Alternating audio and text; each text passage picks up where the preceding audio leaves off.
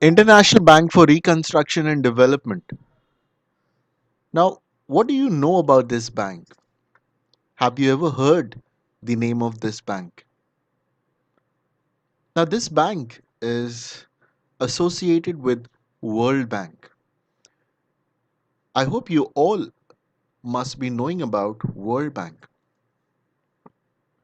Let me give you a brief introduction on International Bank for Reconstruction and Development. Let us first understand why the World Bank was established. Basically, the objective of the World Bank is two. First, to end extreme poverty by reducing the percentage of people living on less than $1.90 per day. And the number of people are not more than 3% globally. So the people who are in poverty, the aim of World Bank is to reduce it to 3% by 2030.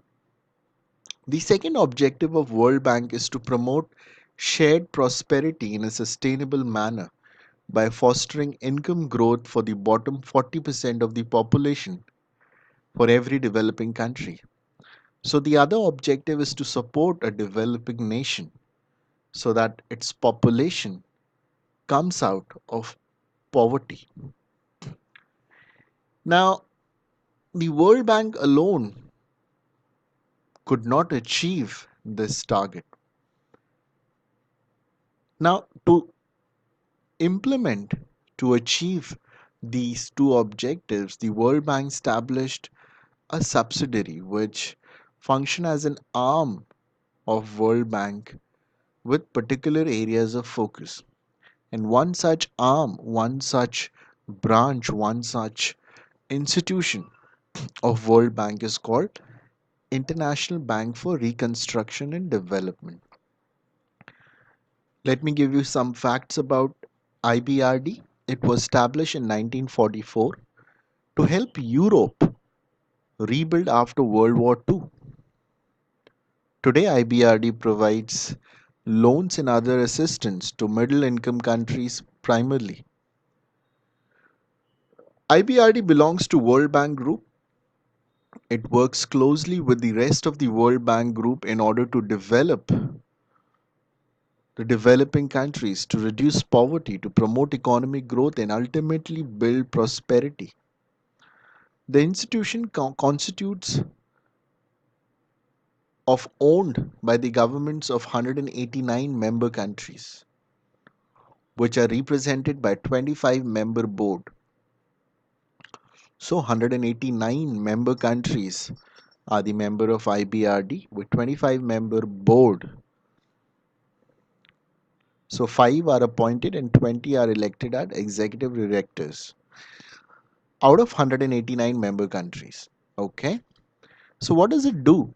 It provides financial resources, knowledge, and technical services, strategic advice to developing countries, including middle income and low income countries, which are credit worthy. Now, when was it set up? Let us talk about it. Now, IBRD or World Bank was set up on December 27, 1945. The Article of Agreement was signed by 29 member government in Washington on 30th June 1996.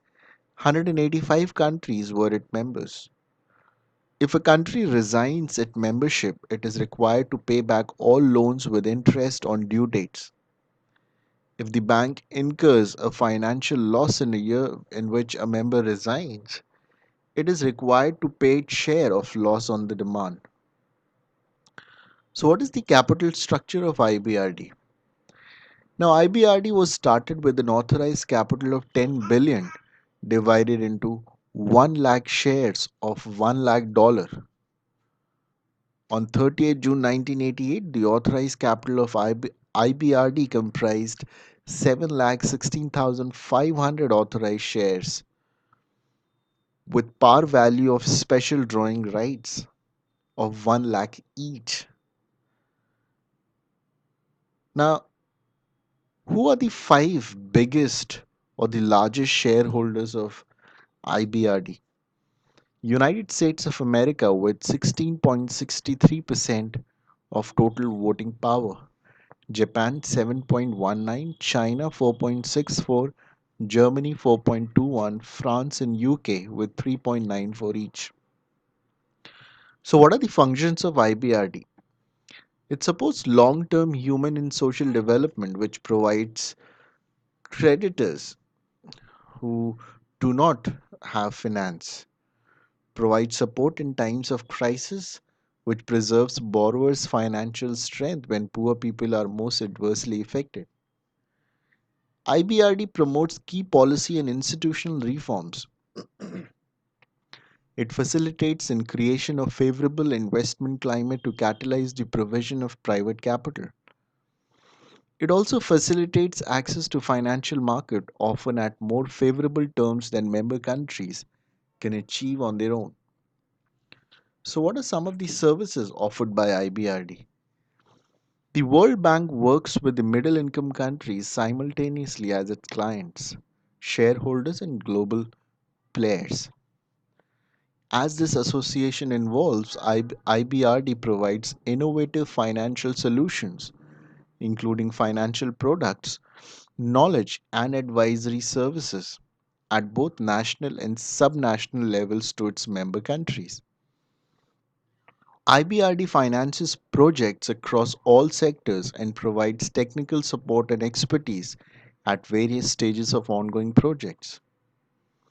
IBRD helps countries to build resilience to shocks by facilitating access to products that mitigate the negative impact of currency, interest rate, and commodity price volatility, natural disasters, and extreme weather by innovative financial products and services.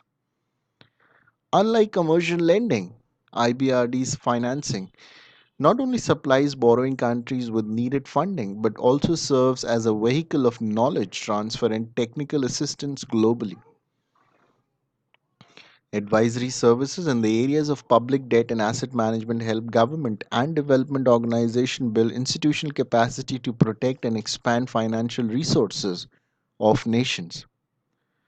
It supports government efforts to strengthen not only public finance but also to cater enhance investment climate, other policy and institutional actions and address service delivery bottlenecks. So the basic point which we all need to get from this is this institution is built to help the developing countries to come out of poverty and live a prosperous life. Thank you.